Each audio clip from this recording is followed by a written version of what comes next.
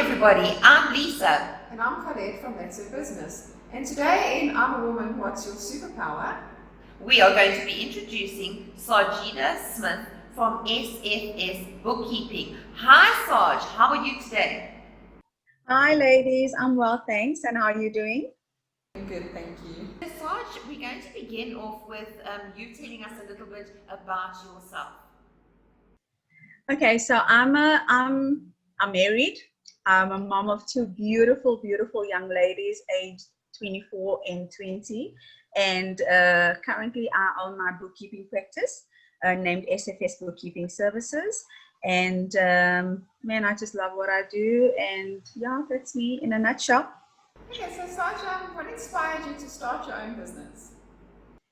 So it's probably about 11 years ago that I lost my job due to very unforeseen circumstances, and it was something that really got me down in the sense that I gave so much to the company that I was working for, and to be dropped in the middle of all of it was really it was something that really messed me up really badly. So I decided, you know what, it's no point lying down in the sand and feeling sort of sorry for myself. It's time to wake up, pull myself together.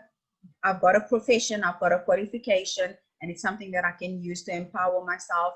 Started my own business. It started off on a very small scale. I had 2 clients, and it was difficult. Still working in between for doing work for other people, but it took off very well. And yeah, here we are 9 years later, and I'm in the best place ever.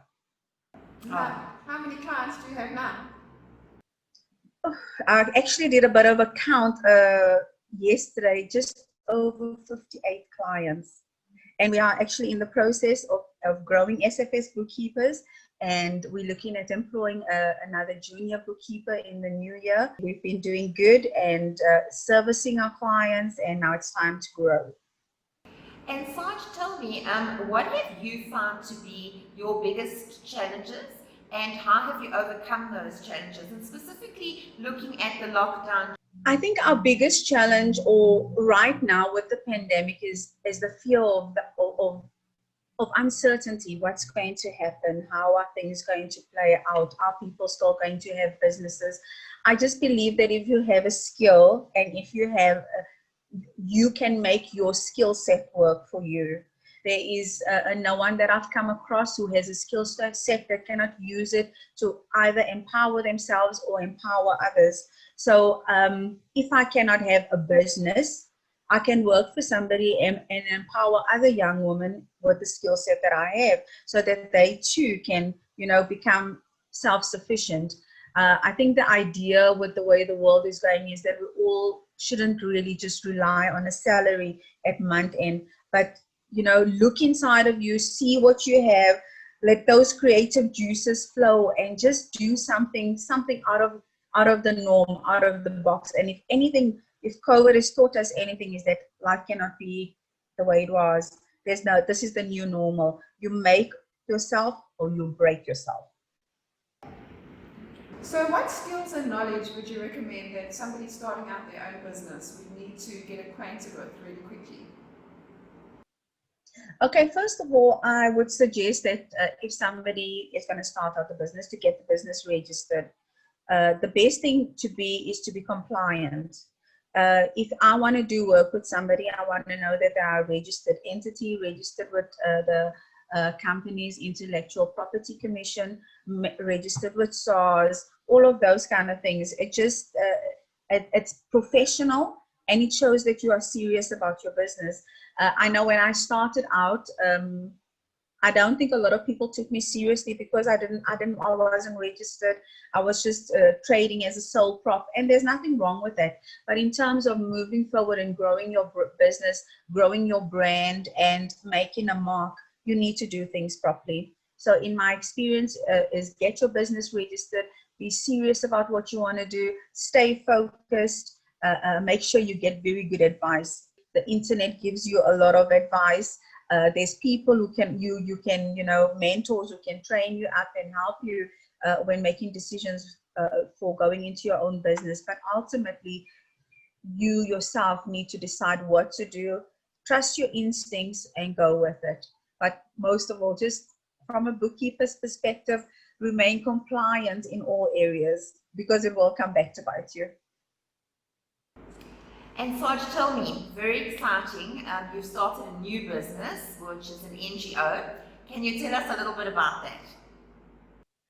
Yes, of course, Lisa. So social upliftment is something that has been a part of who I am for the longest time that I can remember. I remember growing up in a household. I'm the oldest sister to four brothers. Our home from a divorced home, and obviously my mom was a single parent, and because we were so many kids, there wasn't really very much luxuries or anything like that. So we lived literally below the breadline, and lack and poverty was a way of life. But growing up in that situation, I promised myself that I would never allow myself to go down that road. I made sure I'd get an education, go to school. And the day that I got married and decided to have children, I promised myself that I would educate myself, empower myself, enrich myself so that they don't have to go through the battles that I faced. With that said, we started a foundation called the Bereshit Foundation, which is an NPO that predominantly looks after recovering addicts. But we do not only focus on the recovering addict, because if you look at drug addiction, it doesn't only affect the addict, it affects the family, it affects the children, it affects the community at large. So Bereshit Foundation was founded to help the addict and to also help the family. And in that way, when the addict comes back from the rehabilitation center, to get the addict upskilled. We find that addicts are people who haven't worked for months or years, during their period of active addiction. And so they basically lose touch not only with life, but with work skills. They lose what they have because of the addiction. And so it is our job to hone in on the person underneath all of that rough exterior and find the person who's crying out for help, who wants the help and wants to better themselves. So that's what we do at Bereshit. I work with the Mika Foundation, who lobby against abuse against women and children. And so hand in hand with other NPOs like Tree of Unity, we decided, you know what, we're going to help one addict at a time, educate one addict at the time, and reintegrate them back into society. And Sarge, what can we do as part of that business to help you with this foundation and with your cause? If there's anybody out there who would like to assist us in what we are doing, we regularly have drug awareness rallies, we have prevention programs, support in numbers when we have rallies is the idea. And then obviously there's always the case of financial support or support by means of sponsorships for clothing items for the underprivileged, or food items. Like during the pandemic, we were very, very active. We know that a lot of the food that was allocated to the poor never really got to them. So we stepped in as a foundation and we joined hands with Gift of the Givers, and we serviced actually the whole of the Ekurhuleni district with food on a weekly basis. So if anybody would like to get in contact with us, we've got a website. It's www.bereshitcenter.org at the end. And yeah, you're more than welcome to contact us there, or on my cell phone, which is 079-794-7045. Anything you need to know about bookkeeping, the number stays the same. My email address personal is saj2203@live.com. So yeah, I believe that we have been lucky in finding that there are so many people out there who want to do something, and the littlest gesture means the most. So it's not always about the big sums of monies that we get, or the big truckloads of food that we get. Even if it comes from a household where somebody says to me, here is a bag of non-perishables, that too makes a difference. Oh, that's great. So Saj, a lot going on with you right now, but what are you most excited about in your life right now? Right now, actually, it is Bereshit, I must be honest. So being able to to work with recovering addicts is truly a gift. We're looking forward at putting up a center where we can house a lot of them. We do projects that are based in the CBD of Johannesburg, where we go and feed the homeless addicts who want help, who haven't been home in 30 years, who don't even know where their home is anymore. So those are the people that we are helping, and that is currently where my passion is. Just yesterday, we went to hand out some food parcels, and I met a little baby girl, 3 months old. She was abandoned by her mom, staying with her dad.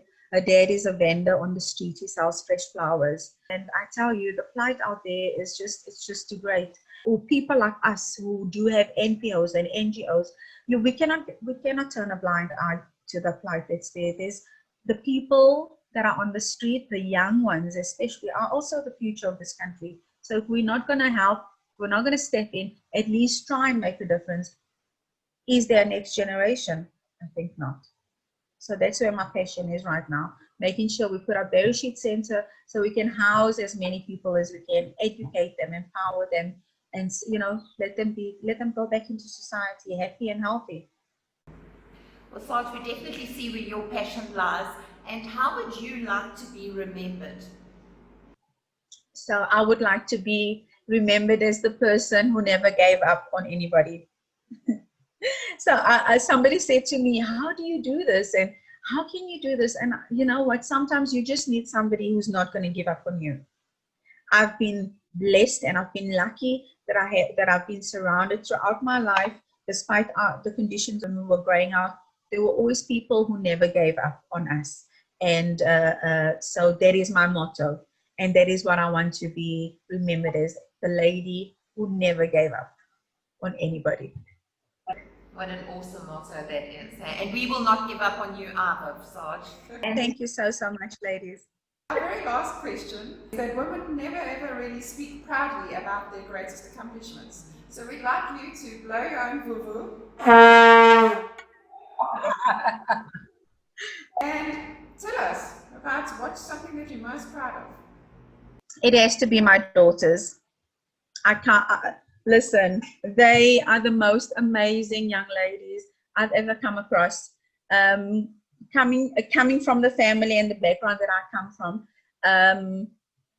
and making the decision to have children, for me, in hindsight, was actually quite scary now. I don't know why I took the decision, but I did. And it is the best thing I've ever done.